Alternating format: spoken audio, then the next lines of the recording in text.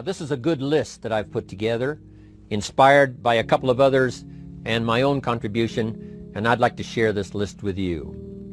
First, learning the power of purpose. A person who has purpose in their life, they have something to go for, some meaning. One writer described it, for some people it becomes a magnificent obsession. And for you and I, maybe it doesn't need to be that dramatic as a magnificent obsession. But it has to be something that does something to us, something that pulls us, especially into the future. You know, there are many influences on us. One is the influence of the past. Some people are always pulled back by the past. Some people are always pulled aside by the distractions. But here's what's powerful. If you have a list of high purpose in your life, it pulls you toward the future. And the more powerful the purpose is, the stronger it pulls. And here's the other great advantage if you have purpose for the future. It pulls you through all kinds of challenges and all kinds of difficulties. If you don't have these strong purposes for the future, it's easy to get swallowed by a bad day. It's easy to be almost annihilated by a poor month. And it's easy sometimes to almost disappear beneath the waves of a year that goes backwards if you don't have something to pull you beyond that year. So if you want something to pull you through all kinds of challenges, all kinds of difficulties and things that come at you, you got to have something on out there, beyond today, beyond next week, beyond next month, beyond this year, that pulls you into the future. And the clearer it is, the stronger it pulls. The more dynamic it is, the more it affects your life, your spirit, your heart, your soul. It also creates imagination. It gets your mind working on how to achieve that purpose. And if your mind will work, and if your heart works, and if your spirit works, and if you have good input, like good ideas, I'm telling you, there isn't anything you can't accomplish. So that's one of the great powers that'll make a variable of you, and that is purpose. Here's the next one, self-confidence. Where does self-confidence come from? And this is the best advice I can give you on that. Not neglecting, first of all, the small daily disciplines. Self-confidence really comes from feeling good about yourself. And one of the best ways to feel good about yourself is at the end of the day to know that you poured it on. You did your best. If you conducted a meeting, you did the best you could. If you made a phone call, it was the best phone call you could possibly make. If you wrote a letter, it wasn't a casual letter, it was your best letter. At the end of those kind of days, when you feel good about yourself, self-confidence starts to rise. You know that if you can have this kind of a good day, you can have another one the next day, and those days become the weeks become the months, and the month becomes a powerful year. Self-confidence comes from the lack of neglect. If you will not neglect to do the small daily disciplines, that's where self-confidence comes from. Part of good health is self-confidence. I know I'm going to be healthy. I take the Herbalife products. I eat the apple a day. I walk around the block. I do the jogging on the beach. At the end of the day, when you've really poured it on and you've done all the stuff, self-confidence grows. That self-confidence affects your health, it affects your future, it affects your psyche. So this is true. One of the great powers is self-confidence. Self-confidence means willingness to do whatever it takes to achieve. Some people say, well, I'll do it for a little while and see what happens. You know, I'll try a couple of things. If that doesn't work, I'm out of here. And all of us know that that kind of person doesn't have much of a future. But if you're willing to do whatever it takes, if I have to learn a couple of things, I will learn those things. If I got to learn 5 or 6 things, I'll learn all 6. If I have to take an extra class, I'll take an extra class. If I've got to read the books, I'll read the books. If I have to consult with people who know more than I know, I will do the necessary consulting. Whatever it takes, I will do. That starts to develop unbelievable self-confidence. Self-confidence also comes from the ability to rise above your circumstances, to rise above what happens, the petty little things, the discouraging things that would sink everyone else's ship except yours, that would cause someone else to quit early in the day, but you keep going.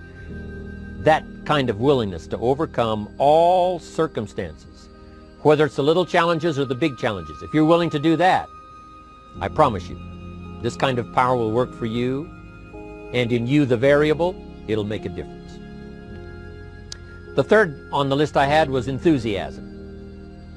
And here's what I wrote about enthusiasm. Enthusiasm that's powerful is mostly enthusiasm that is enthusiasm inside, 90%, 10% outside. We all know what the enthusiasm is like when somebody lets us see their enthusiasm, which is like the 90%, and only 10% of it is inside. But the enthusiasm that really affects people is not just being loud, but the enthusiasm that runs deep, the enthusiasm that comes from deep inside, created by self-confidence, created by purpose, created by genuine willingness to help other people. That kind of enthusiasm, knowing that you're going to get the job done, knowing you're going to affect people, knowing you're going to have testimonials flowing in from all kinds of directions. That kind of enthusiasm. A lot of it is quiet. A lot of it is unheard. And the 10% that's heard, it rings a bell. People call it genuine enthusiasm because they know that what you say in the outward display of your enthusiasm is only a small tip of the iceberg of the enthusiasm you feel inside that really motivates you to do the best job you can. Next on my list to help you become the powerful variable is expertise.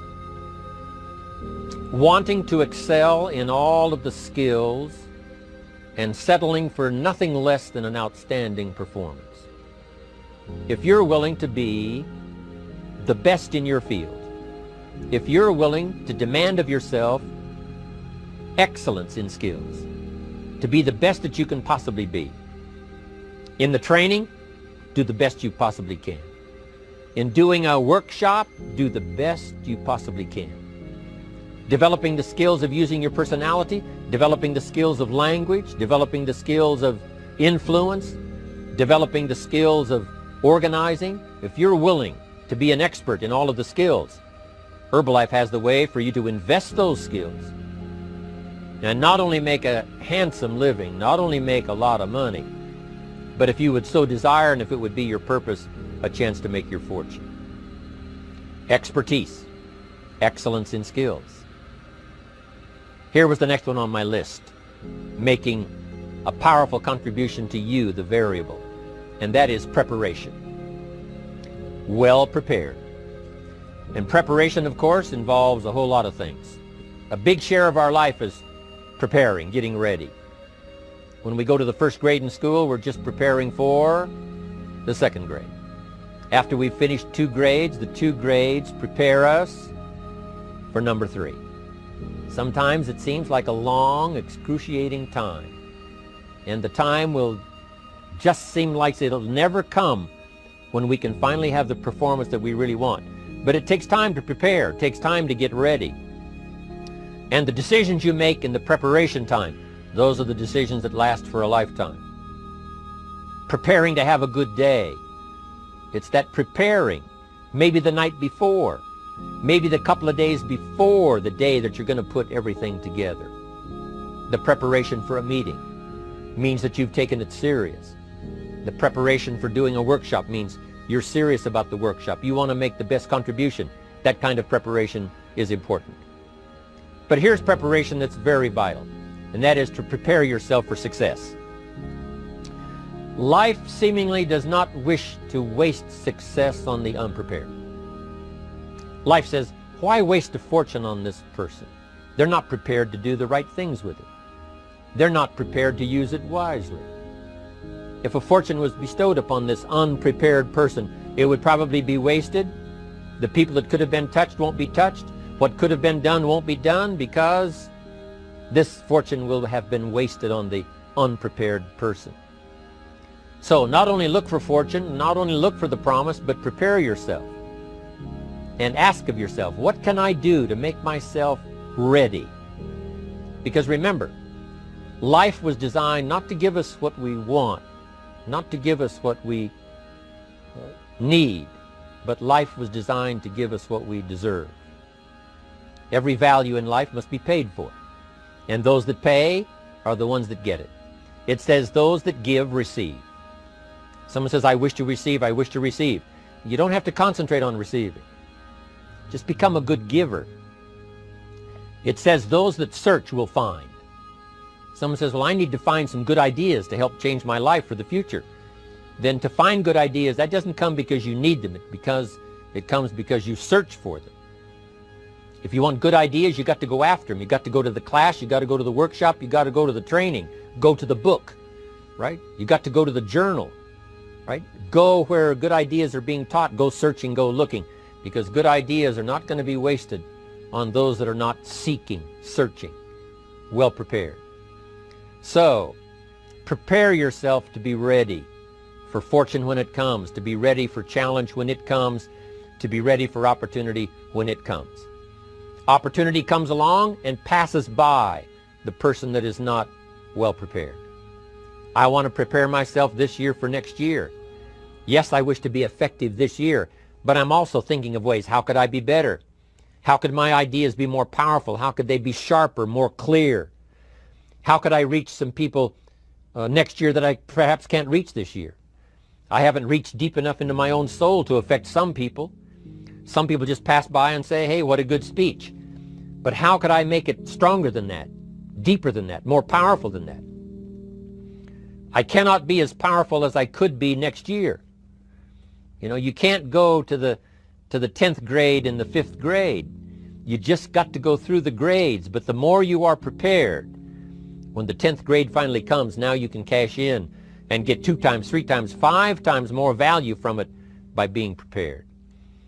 I want to do my best this year for Herbalife, but I also want to get ready for next year, 1999. And then when the year 2000 comes, at the turn of the century, I want to be well equipped by language, by instinct, by temperament, by personality, by influence, to really be valuable the year 2000, 2001, 2, 3, 4, 5.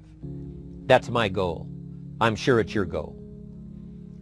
Now here's the next one. There's great power in self-reliance. Self-reliance means you simply look mostly to yourself. It would be nice if someone just gave you this, gave you this, gave you this. It would be nice if everyone did their job exactly as they're supposed to do it. But here's what you've got to do. Primarily rely on yourself. Primarily say, I'm the person responsible. And I will learn the necessary skills so that I can help people learn their skills. If I need lots of people to do certain things to build my organization, that is what I must have. But I've got to be the final backstop. I've got to be the final one that people can rely on. So that if this is missed and this is missed, I can catch up. I can fill the gap. I can do the job. We have to do it when we conduct meetings. We have to do it when we conduct training. We have to do it when we're in a class of just a few. What someone might have missed, we're there to fill in. Self-reliance. Primarily, we're learning to count on yourself. So that you can do this, never complain and never explain. Here's the next key power, and that's image. There's many parts to image. The image that others see you as, the image you have with other people. And it's very important how other people see you. If they don't see you as a leader, chances are they won't pay attention. If they don't see you as being in control, chances are they won't have the trust. If they don't see you as knowing where you're going, what you want to accomplish, they probably won't follow.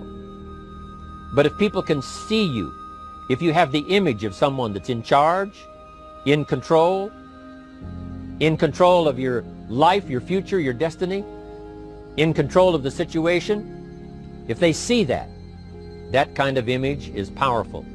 It helps to win the day. It attracts other people. People want to be around people that are in control, that are powerful, but they know how to use their power. Influential, but they know how to use their influence. That kind of image is important. But here's a very important image, and that is your image of yourself. self. The way you dress, the way you talk, the way you think, your capacity for learning, all of that is an important image that you have of yourself. The image that you have that if it needs to be learned, you could learn it. If there's a book that needs to be mastered, you could master it. If there's a skill that needs to be learned, why couldn't you get busy now and learn that skill? That kind of self-image, that I am continually trying my best to be the best I can. Because one of the most important places you have to look is into the future, yes. You got to look into the past, yes. You've got to look around, yes. But one of the most important places you have to look is in the mirror. You know, how I appear to other people, that's important. But how I appear to myself is the ultimate importance. That kind of image, to where you'll develop the self-confidence, you'll develop the self-reliance. Now here's another one in my rather short list. The next word is character. Becoming a person of high values, a person of principles, a person of honesty, a person that earns respect. That kind of character. It took character when Mark started to put the marketing system together. How can we have a system that will build in the integrity, that people will know that if this happens, then this will happen. And if this goes wrong, here's the way to fix it. Unless you have the principles and the character and the integrity to put together a viable plan for a wide variety of people, then the system is not going to last very long. And I've been around long enough, and I'm sure you have been around long enough to see a lot of systems that got started, but they failed. And the reason is because they were not constructed with integrity. They were not constructed with character. They were not constructed with doing the right thing. They might have been constructed to take advantage. You know, cash it out as quickly as possible and leave. Mark was involved when others took advantage of him all those years ago before Herbalife. When someone took advantage and didn't have the character, didn't have the principles, and didn't have the character to stay, the character to see it through, the character to do the right thing. So this is important, to develop the character within yourself, that people see you as honest, as fair, willing to do the right thing, willing to be helpful, but always willing to walk the center line, not to pass the line. When we come to an opportunity like Herbalife, especially multi-level network marketing, it is so dynamic, it is so powerful, and it is so possible in fortune making that sometimes people want to speed up the process by cutting the corners, by neglecting to do the right things, you know, to cheat a little here, you know, cross the line just a little bit, because then, you know, it'll grow faster and you can cash in quicker. Not necessary here. Doing Herbalife right will build your fortune longer and stronger than trying to cut the corners and not doing it right. If we'll have the integrity that Mark had when he started it, and keep perpetuating that we will do the right thing by the marketing system, the right thing by a distributor who has a customer and they take care of that customer belongs to that distributor. That kind of integrity in the marketing system, the kind of integrity we have among each other, the kind of character we have to rely on each other, because here's what we cannot do. We cannot do this by ourselves. Mark's got to count on me. I've got to count on Mark. We've got to count on the president's team. The president's team has to count on the chairman's club for advice and counsel. We have to count on the millionaire team, the tabulator team, the world team. We've got to count on the distributor. We've got to count on the distributor giving the right message to the potential customer. We've got to count on the distributor giving wise counsel to the new recruit, teaching them the right way, the Herbalife way, the principled way, the character way. Vitally important. Building and developing your own character. Now here's another one. It's called self-discipline. Self-discipline, all of us have a challenge with that. Because sometimes it's easy, and especially if you're working hard, doing the best you can, it's easy sometimes to let up and let it go. But remember, So many people, especially now that we're as big as we are around the world, are counting on what we do. At home office, they have to be careful.